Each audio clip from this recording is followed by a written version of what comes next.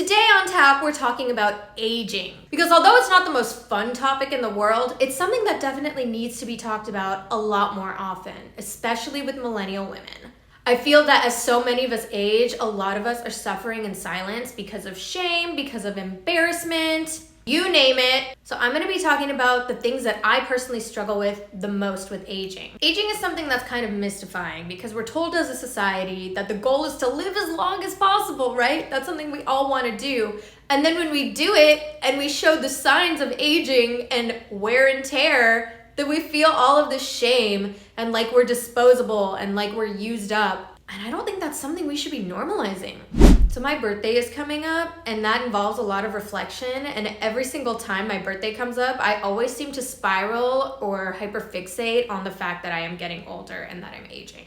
So this is the first thing that I struggle with, the increased amount of health issues. I swear, once I turned 30, I started dealing with a ton of things that I had never dealt with before in my 20s. I'm talking about acid reflux, digestive and gut health issues, my eyes became really dry. It seemed like my life became rotating between the same 3 to 5 doctors every 3 months, and as if I was always going to doctor's appointments. And honestly, the things that I've gotten, like hay fever and tonsillitis and strep and staph infections, are really mystifying, but those kind of things are just the opposite of fun. And then of course there's the hyper awareness of you need to stretch more, you need to take care of the body more, things are hurting a little bit more, you're not as indestructible as you once felt. And I definitely think that there's a type of grief associated with that. Next is probably the thing that I struggle with the most, is dealing with the gray hair. Now, I got my first gray hair at 27 and my hair is naturally dark, so this is right on time with when I'm supposed to be having gray hairs, but I just feel like it makes me seem and look so much older than I am, like I'm in my 70s or 80s, because my regrowth is primarily gray, and it's something I feel so much shame over. I don't feel ready to have my hair growing in like that. And I can't afford going to the salon every month. You know, I have to use the root spray, which is really problematic because it gets on everyone. So if I'm hugging someone, then they'll get root spray all over their face if they're taller than me. It's just all so embarrassing. And it's made me really start a new collection of hats and wearing hats and using hats in my fashion a little bit more. That's definitely been the best way for me to cope with it. That and the root spray and the root powder, but it's still something that I'm working through in terms of feeling a lot of shame, even though it's something that's perfectly and naturally normal. I'm someone that really values beauty as an aesthetic. I'm a Taurus rising. And so if I don't feel beautiful, that just feels wrong in my core. And I feel like the grays make me less desirable, less beautiful, and it's tough. It's something that just kind of hit me. I think around 33 was when it started getting really, really bad, maybe 32. And I'm still having a super hard time coping with that. The next thing that I'm struggling with in terms of aging is wrinkles. I have had a very good life. I just want to preface that, and I just want to say that I have so much gratitude that I have had such a good life. I have laughed a lot, I have smiled a lot, and I didn't even think twice about the wrinkles that it would cause me later. But I am so deeply insecure about my smile lines or my crow's feet when I smile because, again, I feel like it makes me look 70 instead of 36. And I'm someone who was born and raised in LA. I grew up in Beverly Hills, and now as a chronically online person and someone who loves to watch movies and television to deal with this current reality, all I'm seeing is airbrushed, filtered skin, Botox, fillers, Hollywood, things like that. And it's not that I have anything against those things.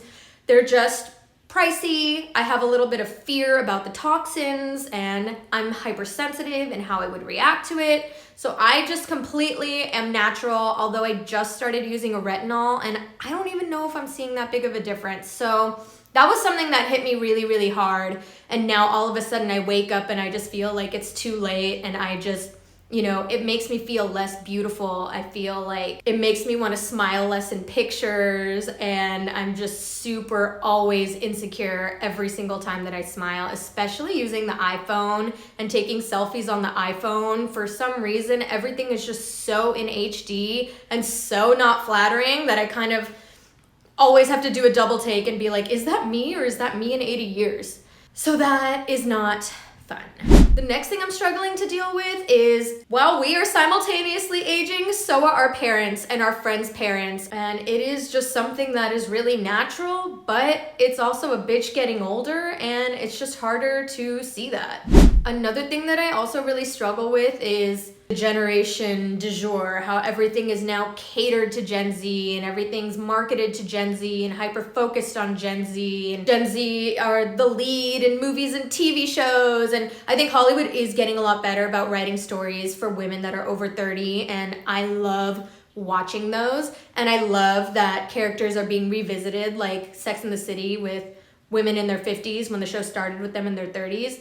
I love that. Sex and the City is a great comfort for me because they're the age that I am right now. But it's just this feeling of being washed up. You're not the youngest anymore. You are not the valued demographic anymore. You're past your prime. Again, washed up is definitely the thing. Like, you had your chance. It's over for you now. That is such a horrible outlook, but it's something that's so ingrained in us as a society to just kind of give up on women over 30. And I think that sucks. So those are the things that have been really heavily on my mind lately as I'm about to approach a birthday and as I'm doing all kinds of reflection, and as, you know, especially as a woman, we've never just been able to let women age gracefully. There's always such a hyper criticism on women and their appearance, and the pressure is a lot. And I think with aging, there's definitely this duality of gratitude and grief, because we're grieving how different things were in our 20s. For me specifically, community is not that big of an option right now, and it really was in my 20s. Even though there were things I was very unhappy about in my 20s, it just seems like certain things are not as accessible or take more effort as an adult to get together with people and people's conflicting schedules. Those are things I really took advantage of in my 20s. And so there's just a grief that your lifestyle just does not look the same. Maybe you're staying in more. I kind of love that part of it. I feel like I was more in my 30s when I was in my 20s, and now everyone's kind of catching up to me, especially after the pandemic and during the pandemic. But, you know, it is something to process. And then there is this immense gratitude. Again, like I was saying, like, bitch, I made it. I'm a fighter. I have gone through everything and survived. And I am getting stronger and wiser. And honestly, I love this version of myself and iteration of myself, aside from the gray hairs and the smile lines and the crow's feet. I feel the prettiest I've ever felt.